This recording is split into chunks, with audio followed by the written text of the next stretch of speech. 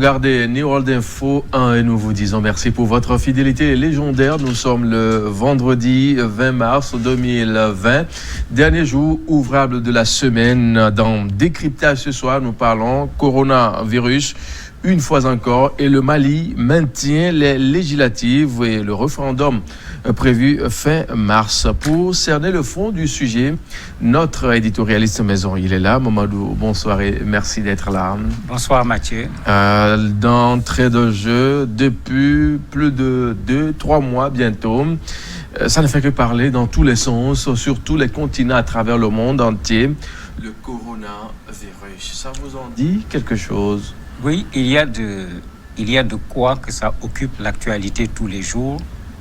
Parce que quand on regarde ce que cette maladie a pu faire dans un certain nombre de pays, quand on voit les alertes qui sont lancées régulièrement par l'Organisation mondiale de la santé, quand on écoute les spécialistes sur les maladies infectieuses et autres qui s'occupent des épidémies, effectivement, il y a de quoi prendre les mesures qu'il faut pour pouvoir faire en sorte que le parcours de cette maladie soit raccourci le maximum possible, parce que sinon, on va vers des lendemains incertains, pas seulement sur le plan médical, mais sur le plan économique, sur le plan social, sur le plan politique. Cette maladie peut avoir des impacts dans le futur qui pourront être terribles pour l'humanité. Et psychologiquement, tout le monde semble être un peu abattu face à ce mal-là, qui fait parler de lui d'une façon très triste. Oui, mais c'est normal pour deux raisons. La première raison, on a franchi le cap de 10 000 morts. C'est beaucoup. Nous sommes des êtres humains. Quand on nous dit qu'il y a 10 000 personnes qui sont parties, on ne peut pas rester indifférent. Et il y a un autre élément qui crée également des difficultés sur le plan psychologique. On a un ennemi qui est là, on veut bien le combattre, on veut bien l'abattre, mais il est invisible. Ça crée également une difficulté. On nous demande de mener un combat, mais on mène un combat contre un virus, il n'est pas visible. La personne qui te transmet le virus n'est pas nécessairement une personne qui est malade au moment de la transmission du virus. Ils nous disent que la contamination est plus forte que par rapport à la grippe, 3 fois plus forte. Mais quand vous regardez parfois même les échelles qu'ils montrent en disant qu'il y a une personne, si on n'a pris aucune précaution, ça contamine 5 personnes. Après les 5 personnes, on va facilement aller vers 400 personnes en disant non, s'il y a 50% de précautions, voilà, s'il y a... Les gens sont en train de faire toutes sortes de scénarios par rapport à cette maladie. Ça fait qu'après, pendant 3 mois, on ne parle que de cette maladie. Quoi qu'on dise, il n'y a pas quelqu'un aujourd'hui, sauf s'il ne fait pas usage de sa raison, qui puisse être indifférent par rapport au coronavirus. Et dans la foulée, on a écouté le patron de l'Organisation mondiale de la santé qui dit que l'Afrique doit se réveiller et se préparer au pire. Et dans cette foulée-là, on voit un Mali qui maintient coûte que coûte les législatives et le référendum fin mars. En fait, l'Organisation mondiale de la santé a été très claire et il est bon que tout le monde entende ce que l'Organisation mondiale de la santé dit. Je crois qu'il n'y a pas une structure aussi spécialisée à l'échelle mondiale qui puisse tenir un discours comme l'Organisation mondiale de la santé. Ils ont géré les épidémies depuis qu'ils sont là. C'est eux qui ont géré Ebola. Ils connaissent quelle est la réalité de nos structures de santé. On a vu, avant même que le virus ne commence à se répandre en Afrique, ils ont déjà fait sortir une dizaine de milliards en disant qu'il faut déjà qu'on pense à renforcer ce qui existe au niveau des hôpitaux en Afrique, qu'on forme les gens parce qu'ils connaissent l'état des lieux. Ils ont vu la maladie en Chine, ils l'ont vu dans un certain nombre de pays européens, ils savent ce qui peut se faire. Et c'est pourquoi l'alerte qu'ils lancent doit être entendue. Parce que quand tu nous dis on peut s'attendre au pire, aujourd'hui, objectivement, dans nos pays, les moyens que nous avons, c'est des moyens pour faire le paquet sur la prévention. Nous n'avons pas les moyens pour mettre le paquet sur le traitement. Le curatif, non. Oui, mais il faut qu'on applique ce proverbe. On est dans le préventif. Et puis... il faut qu'on applique ce proverbe que tout le monde connaît. Mieux vaut prévenir que guérir. Quand on n'a pas les moyens de guérir, il faut mettre le paquet sur le prévenir. On voit également les spécialistes de ces questions d'épidémie nous dire que quand on est en face d'une pandémie, toute demi-mesure est une contre-mesure. Ils sont très clairs. On ne peut pas faire les choses à moitié, il faut les faire carrément. Et je crois que quand l'OMS dit une telle chose, on doit pouvoir faire foi à ce que l'OMS dit. C'est eux qui suivent le virus, c'est eux qui comptabilisent, c'est eux qui sont là en train de voir les projets de recherche qui sont à gauche, à droite pour trouver un vaccin. Ils sont dans tout. Je ne crois pas qu'il y a des gens qui sont mieux informés que l'OMS sur la situation actuelle de cette pandémie au niveau du monde. Du reste, c'est eux qui ont déclaré que c'est une pandémie. Donc quand l'OMS lance l'alerte, il faut que les pays africains prennent leurs responsabilités en sachant que quand la France souffre, quand l'Italie crie au secours, je ne vois pas quel pays africain ne va pas souffrir face à la même situation. Et que faut-il faire concrètement quand on sait que le tableau est très sombre à l'heure actuelle et on voit un président guinéen, enfin le Mali qui garde le cap? On dit il faut faire les législatives à fin mars. Est-ce que ce n'est pas encore un pas de trop? Mais c'est un pas de trop, le risque est énorme. Regardez tout le débat qu'il y a eu en France concernant le premier tour au niveau des élections municipales. Les Français ne se sont pas entendus. On a pris le risque d'organiser les élections. Mais après les élections, même ceux qui étaient pour les élections, tout le monde a reconnu qu'il ne fallait pas organiser les élections. Il n'y a pas eu unanimité avant. C'est vrai qu'il est plus facile de faire une analyse a posteriori. A posteriori, tout le monde a dit clairement qu'il ne fallait pas organiser ces élections. Est-ce que le Mali peut créer des conditions meilleures que les conditions dans lesquelles la France a organisé ces élections? C'est clair que le Mali ne le peut pas. D'autant plus qu'il ne faut pas qu'on oublie des élections au Mali. Ce n'est pas le coronavirus est venu s'ajouter au problème. Le problème de la sécurité n'est pas réglé. Tout récemment, il y a eu une attaque contre un camp militaire. 29 soldats ont été tués, 5 ont été blessés. Vous avez encore des populations qui sont déplacées. Donc même si le coronavirus n'est pas là, le Mali est dans des conditions extrêmement difficiles pour organiser une élection de façon régulière, de façon normale. Si le coronavirus s'ajoute, pour moi, il est plus sage d'accepter de remettre ces élections qui ont déjà été remises pendant pratiquement 2 ans et le coronavirus n'était pas là pour des raisons de sécurité. Il y a un problème de sécurité parce que quand le problème de santé se pose d'une certaine façon, c'est un problème de sécurité. Le coronavirus a fait 10 000 morts, ça pose un problème de sécurité sur le plan sanitaire par rapport aux vies, d'abord des populations maliennes, mais des autres également, parce que comme quelqu'un le dit, Corona ne prend pas, il ne paye pas le billet d'avion, il prend l'avion, il ne demande pas de visa et il rentre dans tous les pays, même quand vous fermez, il rentre.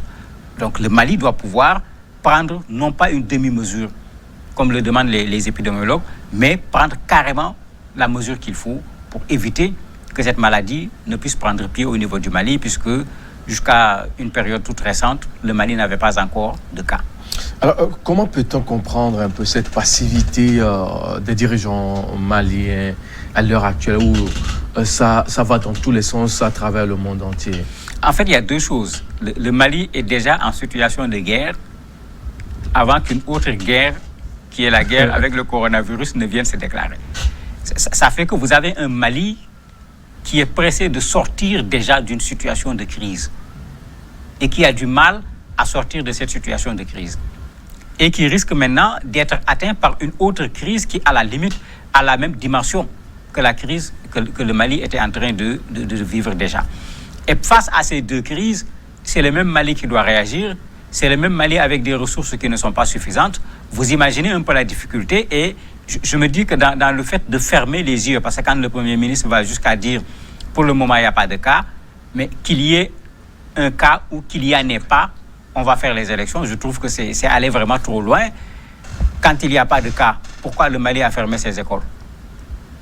On a vu d'autres pays le faire, fermer leurs écoles, le Niger, le Tchad, il n'y avait pas de cas quand ils prenaient ces précautions. Aujourd'hui, il y a des cas dans ces pays. Alors que quand ils prenaient ces précautions, il n'y avait pas encore de cas. Je crois que c'est plutôt dans cette logique que le Mali doit se situer. C'est vrai que la situation du Mali est extrêmement difficile. Le corona est venu trouver déjà une crise pour venir s'ajouter à cette crise, mais il faut qu'on fasse la part des choses. Le corona, c'est une chose. La crise malienne, c'est une autre chose. Malheureusement, les 2 se retrouvent au Mali.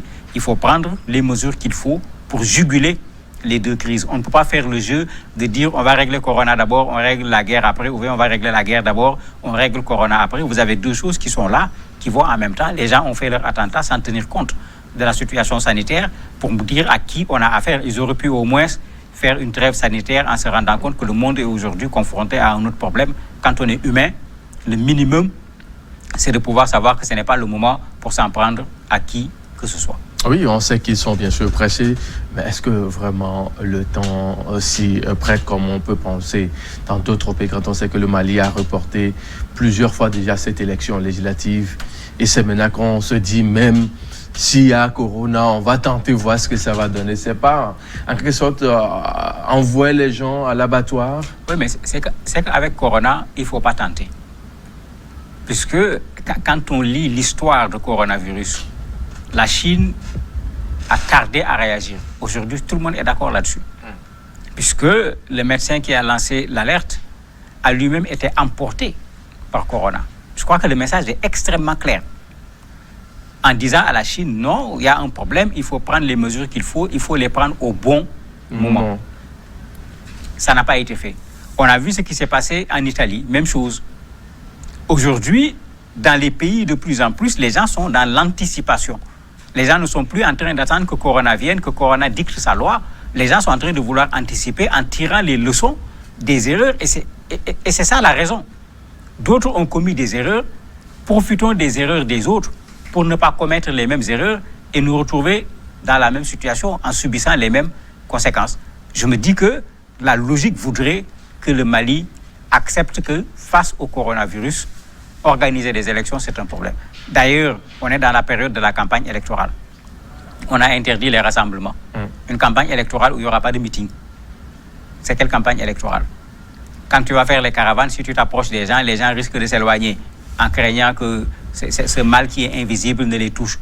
Est-ce qu'on est dans des conditions d'organisation d'une élection? Il est clair qu'on n'est pas dans des conditions d'organisation d'une élection. On voit la Guinée également qui est en train de prendre le même chemin et qui décide de poursuivre son processus pour les élections et le référendum. Il faut que les gens fassent preuve de responsabilité et qu'on ne joue pas avec la vie humaine.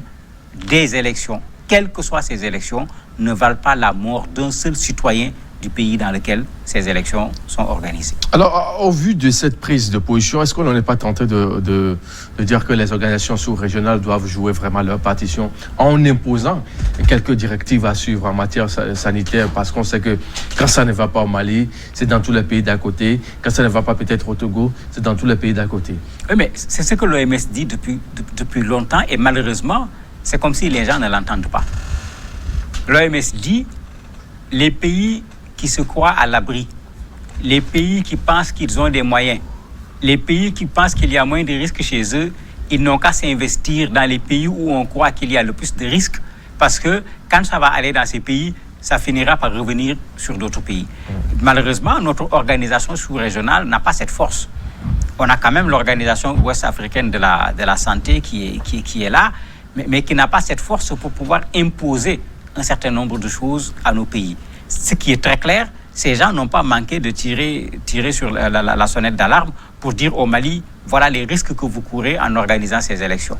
Mais pour des questions de souveraineté, ils n'ont pas la possibilité d'imposer. La souveraineté, oui, mais la santé, ça c'est pas à négocier. Tout à fait, mais c'est comme ça que nos pays sont organisés. On a vu comment c'est parti timidement dans d'autres pays, finalement, c'est le monde entier qui pleure. Mais c'est pourquoi l'OMS ne cesse de donner des messages d'alerte. Mais l'OMS ne peut pas dépasser un message d'alerte. L'OMS n'a pas des instruments lui permettant de sanctionner un pays, alors que c'est l'OMS qu'on va appeler quand il va y avoir des problèmes.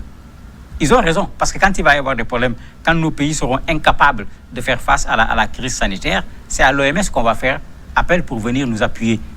Je crois que ça suffit comme raison pour que si l'OMS nous dit prenez tel chemin, qu'on soit conséquent et qu'on prenne le chemin de celui qui va venir nous aider si on est en face du pire dont l'OMS parle. À quoi peut-on s'attendre? À plusieurs choses. On avait dit au départ que psychologiquement, le virus est là, en train de créer des problèmes. On peut s'attendre à ce qu'on a vu en France, un taux de participation qui a été extrêmement bas, de sorte que ceux qui avaient été les partisans des élections se sont retrouvés dérangés parce qu'ils disaient que les gens vont aller voter. La réalité, c'est que les gens ne sont pas allés voter. Est-ce qu'on ne va pas retrouver la même situation au Mali? En ce moment, on aura organisé des élections, mais les populations qui devraient venir voter ne sont pas venues, elles n'ont pas répondu à l'appel. La deuxième chose, et on ne la souhaite vraiment pas du tout, c'est que par ces élections, que le coronavirus s'installe au niveau du Mali. En ce moment, la responsabilité sera là et elle sera énorme. Parce qu'en fait, on ne le dit pas assez, mais d'un point de vue juridique, quand tu laisses une maladie aller vers les gens, on le considère comme un empoisonnement. Oui. On pourrait dire involontaire parce que tu ne l'as pas inoculé, mais on a facilité un empoisonnement. Et ici, on a une maladie qui peut aboutir à la mort des personnes, qui peut aboutir à un arrêt du système économique, qui peut aboutir à énormément de problèmes sur le plan social.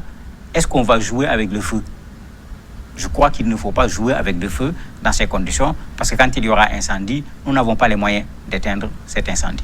Mamadou, merci d'être passé. Merci pour toutes ces explications.